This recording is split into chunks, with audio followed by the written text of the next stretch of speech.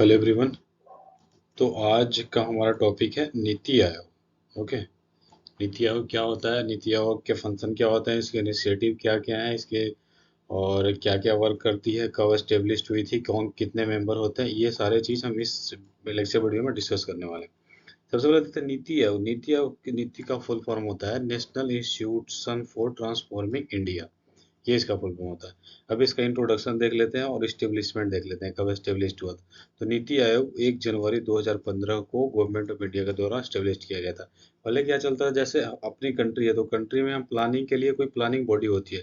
जैसे नीति आयोग बनने से पहले प्लानिंग कमीशन थी हमारा, इकोनॉमिक इंक्लूजन थी। जैसे ही गवर्नमेंट 2014 में बनी बीजेपी के गवर्नमेंट, तो उन्होंने प्लानिंग कमीशन को एबोलिश करके, समाप्त करके, और नीति आयोग एक लाया। नीति आयोग करती क्या है कि हमारे कंट्री में जो भी प्लानिंग होते हैं ना, उनको प्लानिंग को डिसाइड करती है और वो प्लानिंग बनाती है ताकि अच्छे से ओवरऑल डेवलपमेंट हो सके।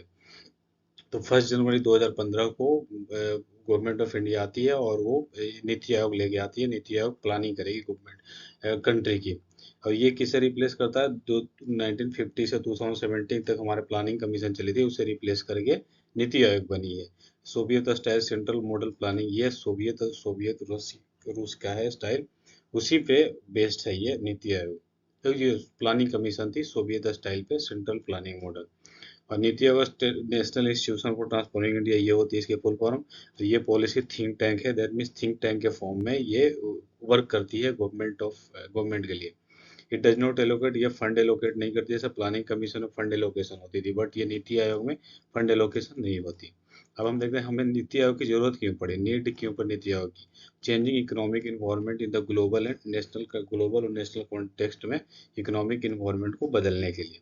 प्लानिंग कमीशन आउटडेटेड हो चुका था, रिजिड था और सेंट्रली कंट्रोल था। जैसे प्लानिंग कमीशन में क्या होती थी कि सारा सारा डिसीजन सेंट्रल गवर्नमेंट लेती है, सेंटर में डिसाइड होते थे, और उसके बाद वो नीचे के डिस्ट्रिक्ट, स्टेट और ब्लॉक में जाते थे।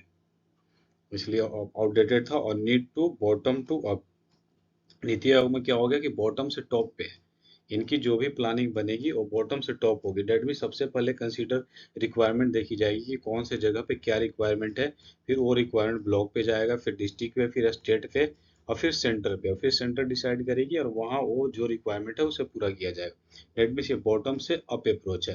प्लानिंग कमीशन में क्या थी, अप से bottom approach, that mean centre decide करते थे और वो स्टेट, डिस्ट्रिक्ट और ब्लॉक होके, और फिर सारी जो उनकी स्कीम थी या फिर जो डेवलपमेंट होने थे वो होते थे। अगले स्लाइड पे देखते हैं, अगले स्लाइड में हमारा प्लानिंग कमीशन है। ओके, प्लानिंग कमीशन देख लेते हैं। तो ये सेंट्रली अप्रोच थी प्लानिंग कमीशन, और ये देखते हैं हम ग्राफ के फॉर्म में। ओके, ये जो हमारा ग्राफ है, तो प्लानिंग कमीशन में क्या होती है कि ये टॉप से बॉटम है, टॉप से बॉटम लाएगा। दैट मीन सबसे पहले सेंटर में प्लान बनेगा, फिर स्टेट में जाएगा, फिर डिस्ट्रिक्ट में, फिर ब्लॉक में, पंचायत में। प्लानिंग कमीशन में ये होता था कि जैसे हमारे 5 प्लानिंग कमीशन थे, तो उसमें सेंट्रल लेवल पे एक डिसाइड हो जाती थी प्लान कि पूरे ओवरऑल कंट्री में जैसे कि लिटरेसी रेट हमें बढ़ानी है।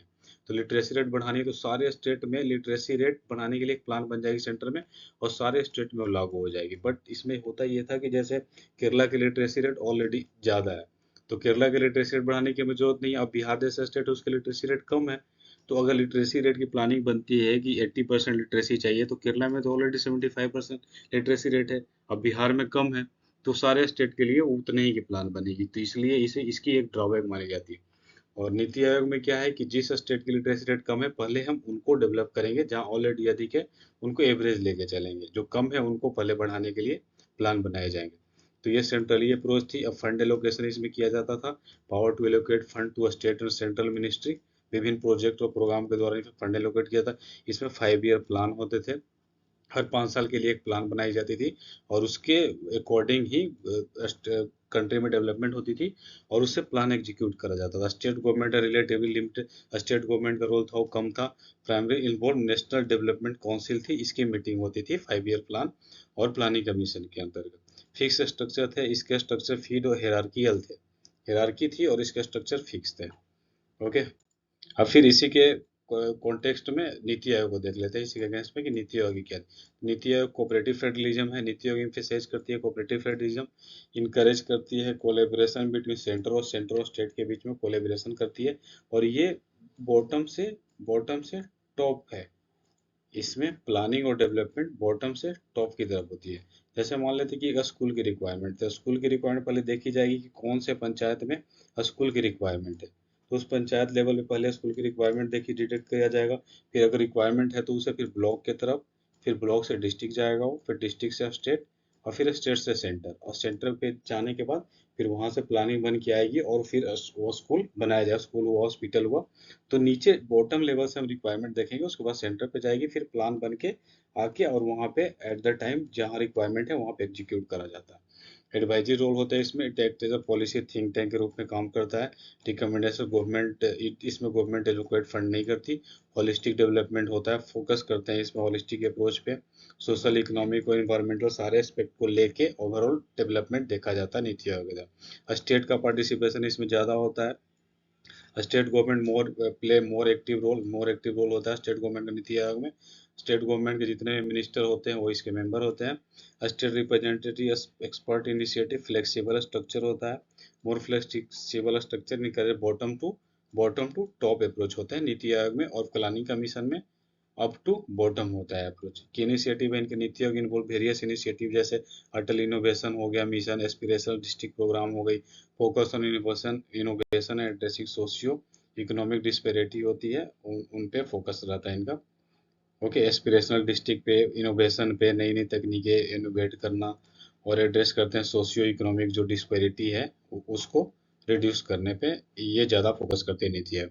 अब स्ट्रक्चर ऑफ नीति आयोग देख लेते हैं। तो नीति आयोग है, इसके चेयरपर्सन होते हैं prime minister, vice chairman appointed किए जाते हैं प्राइम मिनिस्टर के द्वारा, जो करेंटली अभी सुमन बेरी हैं 2015 में। सीईओ भी अपॉइंट किए जाते हैं प्राइम मिनिस्टर से के द्वारा, जो करेंटली बीबीआर सुब्रमण्यम है। और फुल टाइम इसके मेंबर होते हैं जो minister, rank of minister of state होते हैं वो। और पार्ट टाइम इसके मेंबर दो हो सकते हैं मैक्सिमम। एक्स ऑफिशियो मेंबर इसके मैक्सिमम चार हो सकते हैं।